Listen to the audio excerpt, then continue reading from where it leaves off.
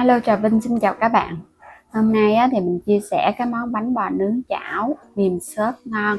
Chỉ cần bỏ ra ít phút trộn bột thôi, không có cần nhồi mà bánh của mình xốp và bên trong có rễ tre. Bánh ngon lắm, không có tốn nhiều thời gian, các bạn chỉ cần trộn bột là mình đã có bánh ngon rồi. Bây giờ mời các bạn mình cùng vào bếp để thực hiện nha. Ở đây là mình dùng 400ml nước cốt dừa. Phần nước cốt này là mình ép ra từ 300g dừa nạo rồi thêm nước sôi nha.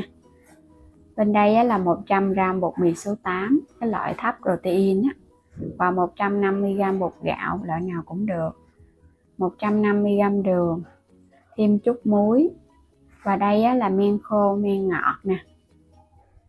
Mình sẽ lường cái phần men này một muỗng cà phê lưng thôi ha, là khoảng 3g men, đừng có đầy quá. Cái lượng đường là nửa chén, mình cho hết vô trong thau. Các bạn thêm chút muối nè.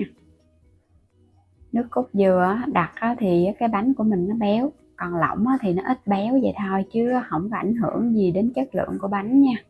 Cái độ xốp mềm thì là do cái phần bột mình trộn thôi à.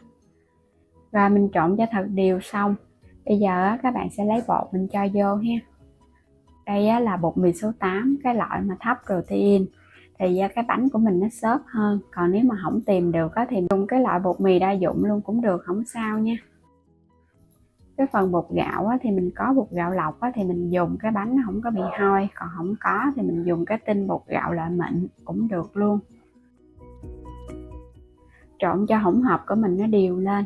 Do ở đây là mình dùng cái bột gạo lọc dạng hạt cho nên nó sẽ hơi đặc và mình trộn nó hơi khó một chút. Các bạn trộn cho nó kỹ. Xong rồi cái mình lọc nó qua cái gây nha, để bảo đảm cái phần bột của mình nó mịn và những cái dơ mình bỏ đi. Mình khuấy nó nè. Nếu mà các bạn trộn bột mà lỏng quá là cái bánh nó không có xốp, thì mình nó chịu khó mình khuấy một chút mà cái bánh ra nó sẽ ngon. Rồi phần bột mình đã làm xong rồi ha. Trộn có chút xíu thôi à, gây bột là đã có cái thau bột rồi. Mình sẽ đậy kính và mình ủ từ 1 tiếng cho đến 1,5 tiếng đồng hồ. Trời cũng nắng cho nên là mình ủ ở đây 1,5 tiếng. Còn nếu mà trời mát quá thì có thể lên 2 tiếng luôn.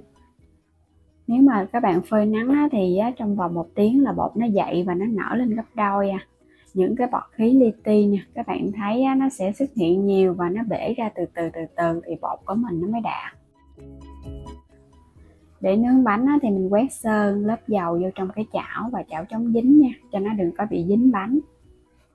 Làm nóng chảo với lửa trung bình nhỏ và mình gót bột vô.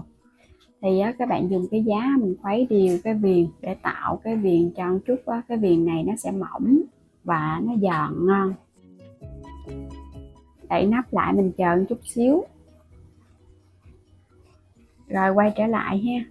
Các bạn kiểm tra nhìn thấy cái viền bánh nó vàng là ở dưới cái mặt, ở bên dưới nó sẽ chín vàng và ở chính giữa nó không có còn bột ướt nữa là bánh nó chín. Các bạn để lửa lớn quá thì nó sẽ bị khét, mà ở giữa cái phần bột ướt nó chưa có kịp chín thì mình nướng mình phải để lửa nhỏ và các bạn mình canh lửa thì cái bánh của mình nó sẽ không có bị khét. Bây giờ sẽ lấy bánh ra ha. Các bạn sẽ nướng tiếp cái bánh tiếp theo. Mình cũng lấy mình làm xung quanh cái viền bánh vậy nè, để cho nó đẹp và nó ngon. Cũng đậy nắp và mình chờ khoảng 3 phút là được. Mình để từ 3 cho đến 5 phút là cái bánh của mình nó chín nè. Cái viền nó vàng giòn vậy là nó thơm ngon nè. Bánh nổi cù lao ở giữa. Lấy bánh ra hết thì tổng cộng cái lượng bột mình thì mình nướng ra được bao nhiêu cái bánh nè. Bánh rất là xốp và mềm tay, cầm lên nó nhẹ lắm. Bên mặt ở trên rất là bóng ha, ở dưới thì vàng đều nè, giòn cái viền. Còn các bạn để nguội thì nó sẽ mềm. Khi mà mới nướng ra là cái viền nó giòn rụm luôn á. Bên trong rất là xốp và nó có rễ tre nữa. Làm cái kiểu này thấy không có cần khó, đơn giản mà bánh đã ngon rồi nè. Ngoài cái nướng thì các bạn cũng có thể hấp cũng ngon luôn nha. Thì mình hấp cái khuôn nhỏ nhỏ thì mình hấp khoảng 10 phút là bánh nó chín ngon. Và nhớ hấp á, thì mình nhớ hấp cái lửa to để cho cái bánh nó nở đều, nó đủ hơi. Còn bánh nướng á, thì mình nướng lửa nhỏ nhỏ để cho nó chín từ từ á, thì nó không có bị khét. Bánh rất là xốp và nó có cái độ đàn hồi nè, ngọt và béo đậm đà luôn. Mình cho cái lượng nước cốt dừa nhiều và lượng đường cũng đậm đà. Bánh này nếu mà thích ít ngọt á, thì các bạn có thể giảm đường lại nha. Và mình thấy cái độ ngọt rất là đậm đà luôn á, béo ngon thơm phức à.